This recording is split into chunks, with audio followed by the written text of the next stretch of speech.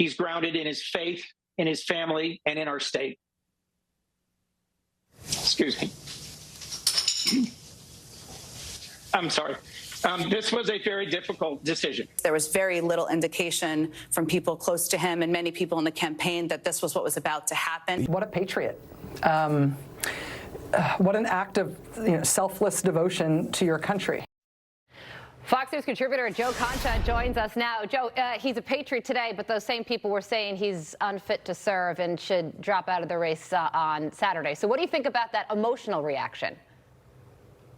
If I got to see this unselfish comment one more time, guys, that, oh, he did this for the country. He went out kicking and screaming. He did not want this to happen. His own party forced him out, not for good of country, not because they're unselfish, because they know this man had no shot of winning. So now they want a do-over after they destroyed the primary process. As for all these emotional outbursts that we saw on the air yesterday, Carly, this is just another sign of an overall theme of this campaign, and that is weakness versus strength. You see weakness with Chris Coons crying on the air. You see weakness with Joe Biden still in hiding after being diagnosed with COVID, 5 days ago? He says he's not going to run for re-election. We don't see him in front of a camera. What's that about? And obviously weakness with the party leaders, so to speak, like Barack Obama, who had to hide behind George Clooney in order to get the message out that Joe Biden should step aside, or Nancy Pelosi hiding behind Adam Schiff to say that this man should not seek re-election. So that's what we're looking at here. Strength, like we saw at the Republican National Convention. I was there. The energy, enthusiasm, optimism, and most importantly, the confidence that we saw out of everybody that was speaking there and everybody that was in that crowd was palpable. And we haven't seen a convention quite that good since 2008 and the Democrats and Barack Obama.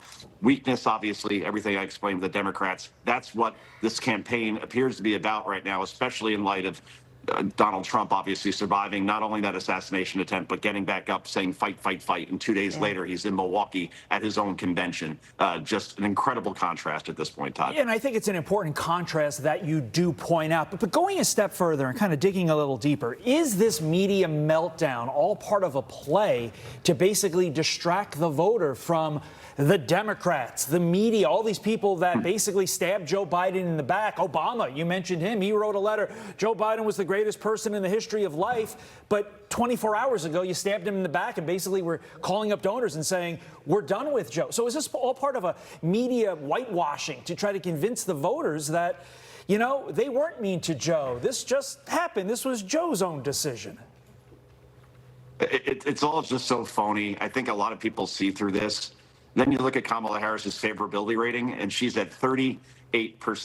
That is the lowest of any sitting vice president at this stage of a first term. That is the high water mark for Kamala Harris, because guess what now? Now she becomes the focus. She might actually have to do this thing called a press conference, which she has not done. Remember, she ran for president in 2020 and couldn't even get to 2020. She had to drop out in late 2019 because Democratic voters rejected her that much. And that entire time, she never did a press conference. She never has once as vice president. Mike Pence did plenty, so don't give me that argument. Now, finally, she's going to have to actually answer questions. And just like Joe Biden, Todd and Carly, when you take her out of a teleprompter and out of scripted remarks, there's something broken about her brain where she has trouble answering basic questions like, hey, why haven't you been to the border more? And remember one time she answered to NBC, well, I haven't been to Europe either. Oh, okay, great answer. And, oh, yeah, Ms. Harris, why did you cover up for 3.5 years when you were as close to the president as almost anybody outside of the first lady, his mental and physical decline that was obvious to us? But you kept saying that, oh, well, behind closed doors, he's actually Simone Biles and he's beating Garry Kasparov at chess when they play virtually. So how do you account for that lie exactly, man? And then you just go down the list as far as Democrats, to your point, Todd, still have to own cost of living up 20%, gas prices up 50%, crime driving Americans out of major American cities run by Democrats, 10 million people coming across the border, including hundreds of terrorists on the terror watch list, and foreign policy as far as the world feeling like it's on fire. So all those things don't change because Kamala Harris is now the Democratic nominee, or likely Democratic nominee. And again, in Chicago, it's going to be absolute chaos outside of that arena and probably inside, with many Democrats probably still thinking that, hey, wait a minute, Joe Biden should be our nominee, not Kamala Harris. Don't expect a complete coalescing behind her, despite some of the statements that we've seen so far. Most importantly, Barack Obama has not endorsed her yet now, has he? Why is that? Yeah, and how will the media cover Kamala Harris over the next few weeks? I think we all know the answer to that.